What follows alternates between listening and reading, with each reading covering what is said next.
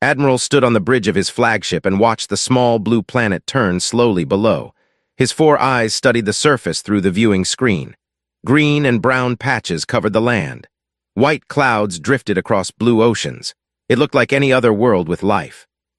But this world was different. This world had thinking creatures on it. The Admiral's skin changed from blue to purple, showing his excitement. In 3,000 years, the Hegemony Empire had found millions of worlds. Most were empty rocks or gas balls. Some had simple plants or animals. Very few had creatures that could think and build things. Those thinking creatures always made the same choice when they met the Empire. They surrendered. "Report," Admiral said to his science officer. Lieutenant OK looked at his instruments. His tentacles moved quickly over the controls. "The planet has about 8 billion thinking creatures, Admiral. They call themselves humans. They call their world Earth or Terra." "What is their technology level?" "Very primitive, sir. They use chemical rockets to leave their planet. Their power comes from splitting atoms and burning dead plants. They send messages using simple electromagnetic waves." Admiral made a sound that was like laughter in his species. "Chemical rockets? How do they expect to fight ships that travel between stars?" "They do not, sir. Our arrival seems to have caused great fear among them. Their military forces are gathering, but their weapons are laughable. They shoot small metal pieces and create tiny explosions." The Admiral looked at the 12 massive ships that floated near his flagship. Each ship was 3 kilometers long and carried enough firepower to turn a moon into dust. His fleet had conquered 500 worlds. No species had ever lasted more than 1 day against such power. "Send the standard annexation declaration," he ordered. The message went out in 17 different human languages. It was the same message the Empire sent to every new species they found. The words were simple and clear. "Greetings, inhabitants of the 3rd planet of this star system. You have been discovered by the Hegemony Empire, rightful rulers of this galaxy. Your world and your species will now become part of our great civilization.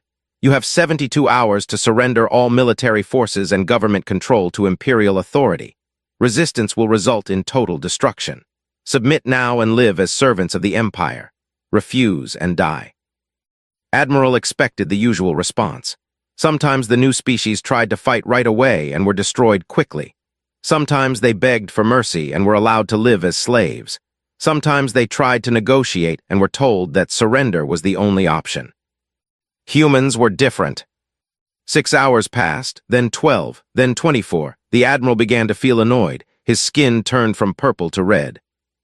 "Have they responded yet?" he asked. "Yes, sir," Lieutenant OK said. His voice sounded confused. "But their response is strange." "Show me." The main screen filled with the image of an elderly human female. She sat behind a large desk in a room filled with other humans.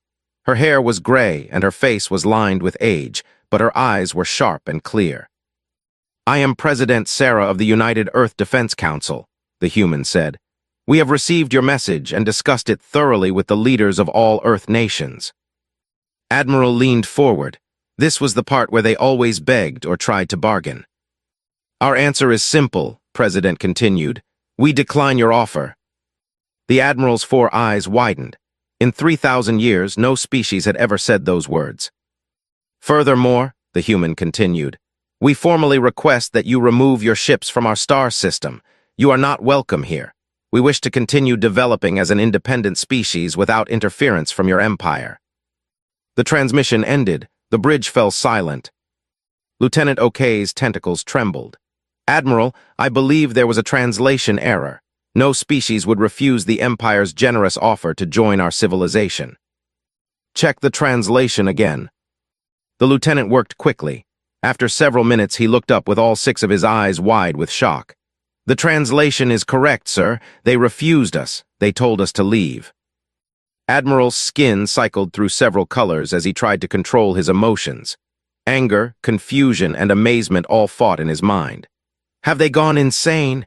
Do they not understand what will happen to them? "Perhaps their primitive minds cannot grasp the power of the Empire," suggested the lieutenant. "Then we will show them." The Admiral turned to his weapons officer. "Target 3 of the large asteroids in this system. Use kinetic bombardment. Show these humans what Imperial might can do." "Yes, Admiral." 3 asteroids, each the size of a small mountain, were turned to dust in seconds. The explosions lit up space like tiny new suns. The display of power was beautiful and terrible. Admiral sent another message to Earth. You have seen what our weapons can do to solid rock. Your cities would fare much worse. You have 24 hours to reconsider your foolish decision. The response came back in just 6 hours. It was the same human female president. But this time she was not alone. Behind her stood dozens of other humans in military uniforms. They all looked calm and determined. Admiral of the Hegemony Empire, President began. We saw your demonstration of force. We are not impressed. You destroyed 3 empty rocks floating in space. We destroy things much larger when we need to. The Admiral felt his blood grow cold. You have violated our territorial sovereignty by entering our star system without permission and threatening our world, the President continued. We demand that you remove your vessels from the Sol system immediately. She paused and looked directly into the camera. When she spoke again, her voice was like ice. This is your only warning. Leave now or face the consequences. The transmission ended. Admiral stared at the blank screen for a long time. In 3,000 years of imperial expansion, no one had ever warned the Empire about anything. Species begged, pleaded, surrendered, or died fighting hopeless battles. But they never issued warnings to the most powerful force in the galaxy. Something was very wrong with these humans. Admiral could not sleep. He walked the corridors of his flagship, thinking about the strange humans and their impossible warning. No species in the galaxy's history had ever told the Hegemony Empire what to do. The idea was so crazy that it made his head hurt. Admiral, Lieutenant OK found him in the observation deck. The humans have sent another message. Skin turned orange with irritation. What do they want now? To surrender properly this time? No, sir, they are giving us instructions. The Admiral rushed to the bridge. The main screen showed President again. This time she looked tired, as if she had not slept either. Admiral, she began, 24 hours have passed since we asked you to leave our system. You are still here. This is disappointing but not surprising. Bullies rarely listen to reasonable requests. The Admiral's hands clenched into fists. No one had ever called the Empire bullies.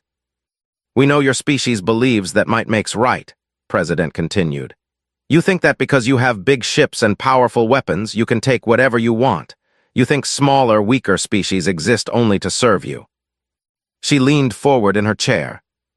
You are wronged. The President stood up and walked to a large window behind her desk. Through the glass, the Admiral could see the blue and green surface of Earth far below.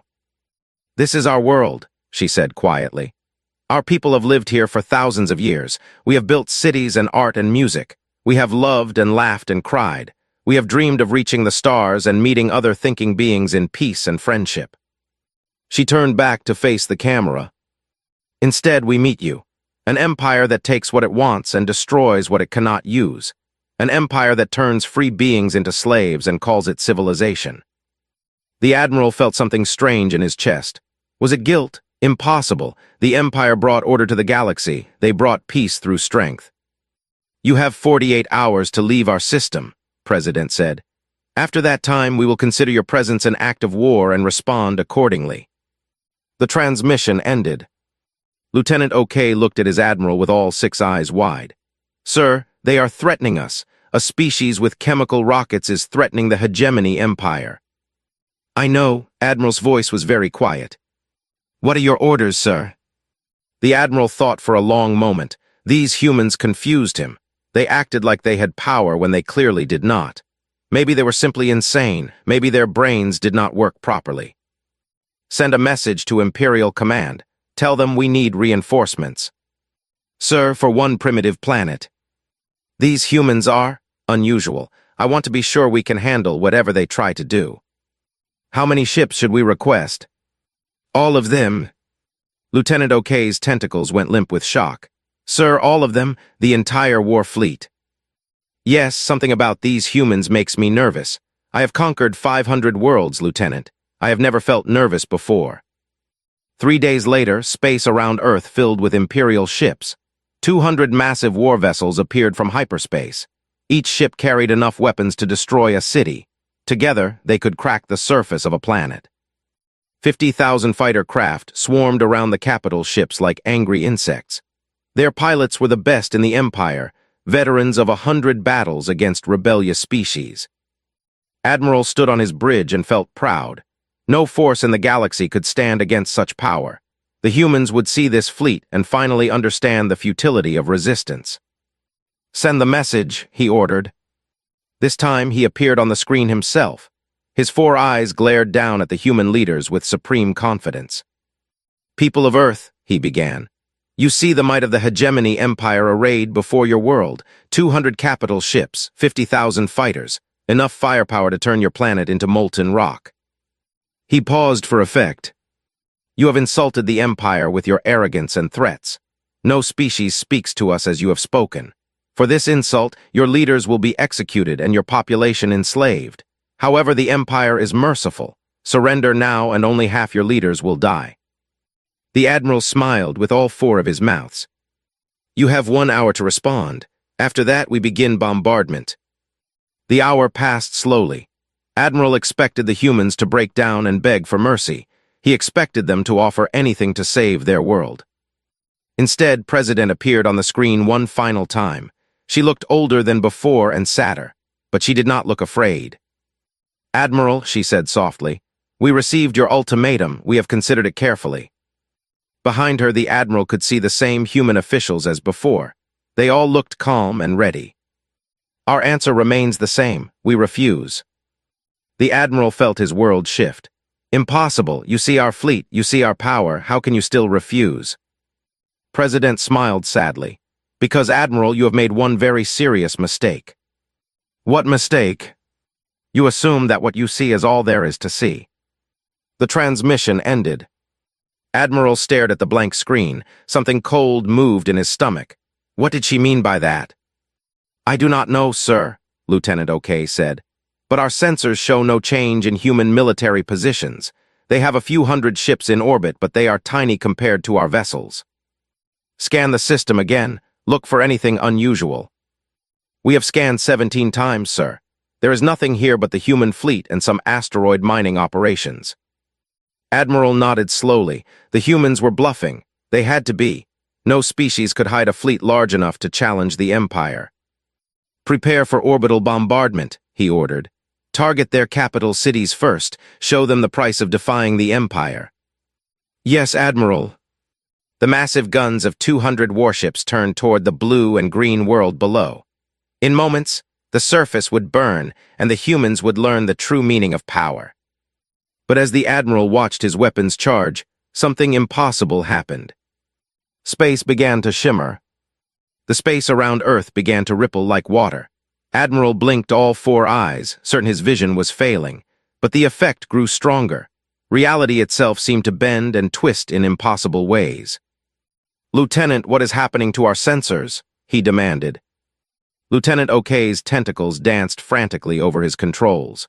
"Sir, our instruments are showing readings that cannot be correct.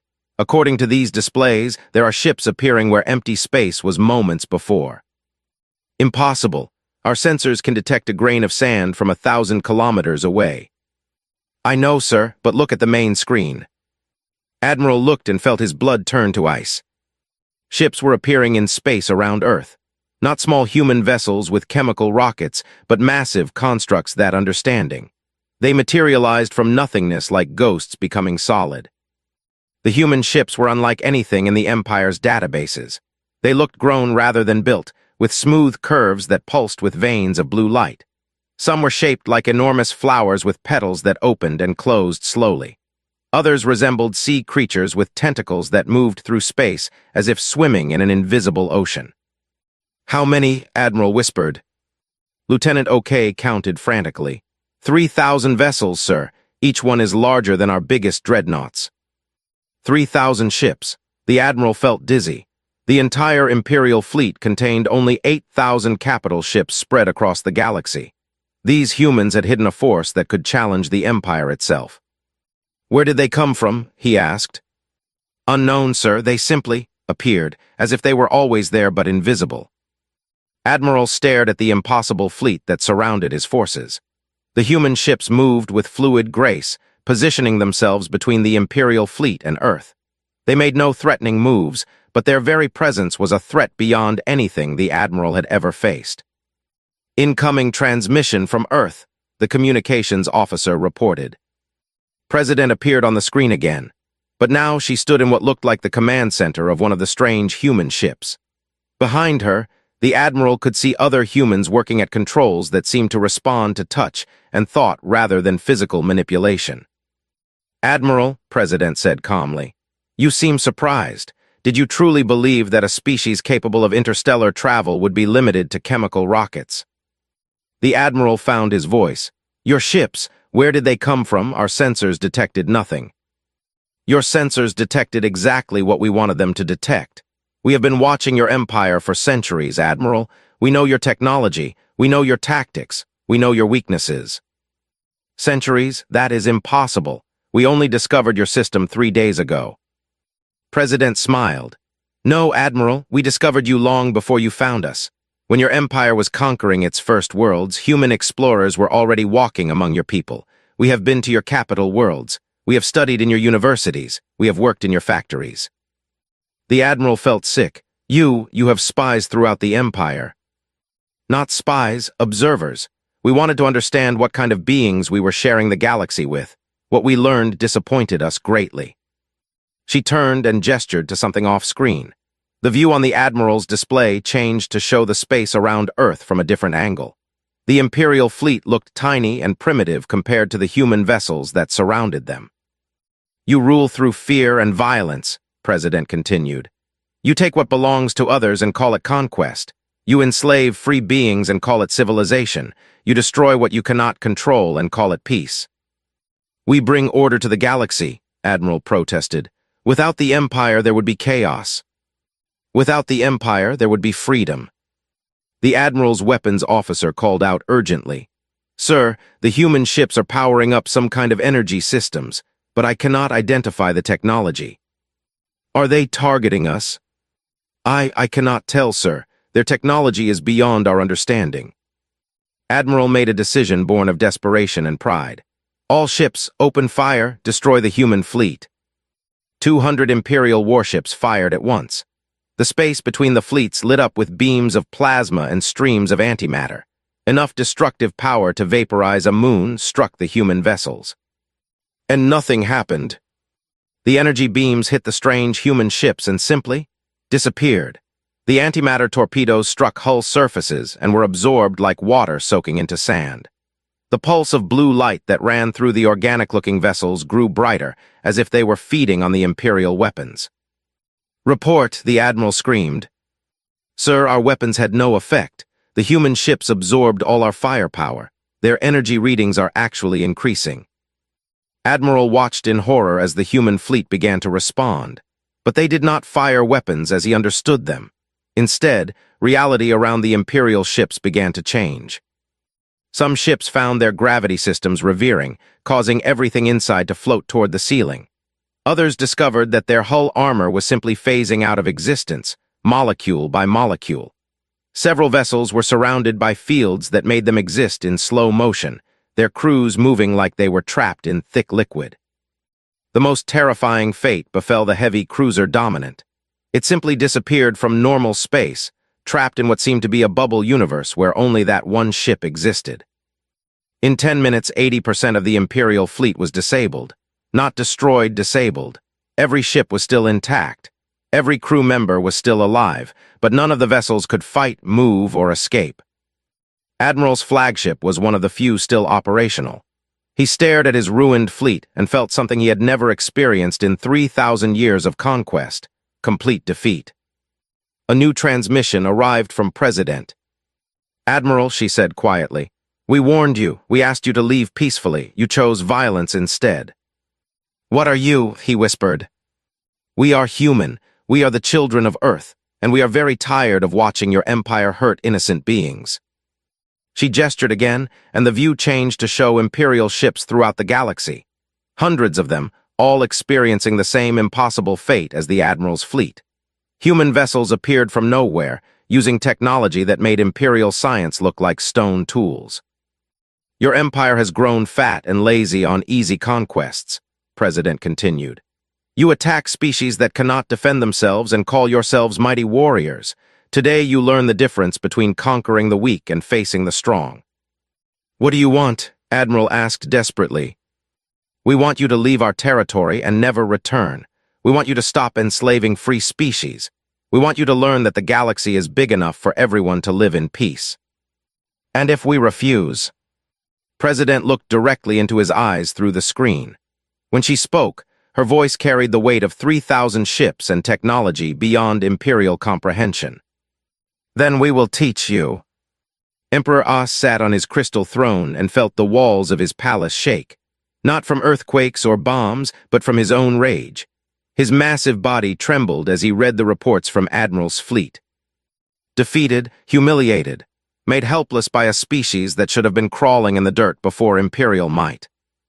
Impossible, he growled, his voice echoing through the throne room. 3,000 years of conquest, 10,000 species under our rule. No one has ever defeated the Empire. His chief advisor general stood nearby with his head bowed low. My Emperor, the reports are confirmed. The humans possess technology far beyond our understanding. Their ships appear and disappear at will. Our weapons cannot harm them. Then we use different weapons. The Emperor stood from his throne. At 4 meters tall with 6 arms and skin like black armor, he was a terrifying sight when angry. His species had ruled the Empire for 2,000 years through strength and fear. Summon the Science Council, he ordered. I want every secret weapon we have ever built. I want technologies we have never used. I want power that can burn stars from the sky. My Emperor, General said carefully. Perhaps we should consider negotiation with the humans. Their terms were not unreasonable. Emperor Os moved faster than something his size should have been able to move. One massive hand closed around the general's throat and lifted him off the ground. Did you just suggest that the hegemony empire should negotiate with primitives? His voice was deadly quiet. No, my Emperor, I only meant. I know what you meant. The Emperor threw the general across the room like a broken toy. Anyone else who suggests surrender will join him in the medical wing. The Science Council arrived within an hour. 5 ancient beings from different species, all united by their loyalty to the Empire and their knowledge of destruction. They had built the weapons that conquered the galaxy. My Emperor, the lead scientist spoke with a voice like grinding metal. We have reviewed the reports from the Sol system. The humans appear to possess technology that manipulates space and time itself.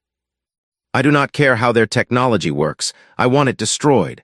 I want their world destroyed. I want them to serve as an example to any species that thinks it can defy the Empire. We understand, my Emperor, but conventional weapons will not work against them. Then use unconventional weapons.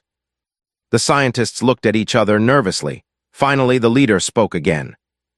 There is one option, my Emperor, the Star-Render Array. Emperor Os smiled with all 3 of his mouths. The Star-Render Array was the Empire's greatest secret. A space station the size of a small moon built in the deepest parts of imperial space. It had taken 500 years to construct and had never been used. Because it was designed to kill stars. Yes, the Emperor whispered. Send the array to the Sol system. If we cannot conquer the humans, we will remove them from existence entirely. My Emperor, using the array, will also destroy all the planets in that system, including any resources we might have gained. I do not care about resources anymore. I care about making sure every species in the galaxy knows what happens when you say no to the Empire. The Star-Render Array began its journey toward Earth surrounded by the largest fleet in Imperial history. 2,000 ships carried the Empire's most elite warriors and most advanced weapons. If the array failed somehow, the fleet would finish what it started. Emperor Os watched the reports and felt satisfaction return to his hearts. No species could stand against the power to destroy their sun. The humans would surrender or they would die along with their star. But 3 days into the journey, something impossible happened. Every communication device in the Empire activated at once. Every screen, every speaker, every holographic projector suddenly showed the same image. President Terra of Earth, standing in what looked like a vast chamber filled with stars. People of the galaxy, she began, her voice somehow reaching every corner of Imperial space simultaneously. "I am President of the United Earth Defense Council. I speak to you from Terra, the third planet of the Sol system." Emperor Os screamed orders at his technicians, but nothing they tried could stop the transmission. Every attempt to block it failed. The human's message continued uninterrupted. "For 3,000 years, you have lived under the rule of the Hegemony Empire. You have been told that this rule brings peace and order to the galaxy. You have been told that without the Empire, there would be chaos and war." The image changed to show scenes from across Imperial space. Conquered worlds where alien species worked in mines and factories. Prison camps where rebels disappeared. Burned cities where populations had resisted too long. "This is the Empire's idea of peace," President continued. "Slavery disguised as civilization, fear disguised as order, theft disguised as progress." The Emperor's rage grew beyond all control. He began smashing furniture and screaming threats that no one could hear over the human transmission. "We are the children of Terra," President said. "We have watched your empire spread across the galaxy like a disease, destroying the freedom of countless species. We have remained hidden, studying your methods and preparing for the day when we could no longer stand by and watch." The view changed again. Now it showed space around Earth, where the disabled Imperial fleet floated helplessly among the strange human ships. "That day has come. The Empire has crossed a line that cannot be uncrossed. They have threatened us with destruction. They have sent their ultimate weapon to murder our star and everyone who lives in our system." The image shifted one final time, showing a massive space station surrounded by 2,000 Imperial ships. The Starender Array, humanity's death sentence, traveling toward Earth. "Your array will not reach our system," President said calmly. "Your fleets will not return to Imperial space. Consider this a demonstration of why Terra and all Terran territory are now forbidden to your empire."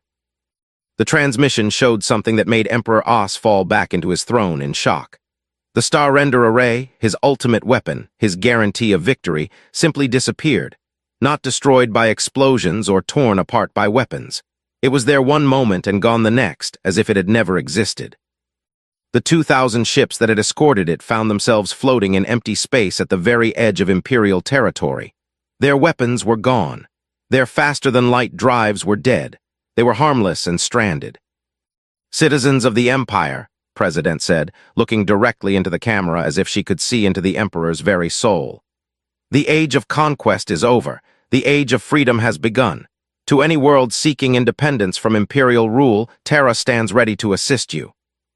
The transmission ended. Every screen in the Empire went dark. Emperor Os sat in his throne room, which had fallen completely silent. His ultimate weapon was gone.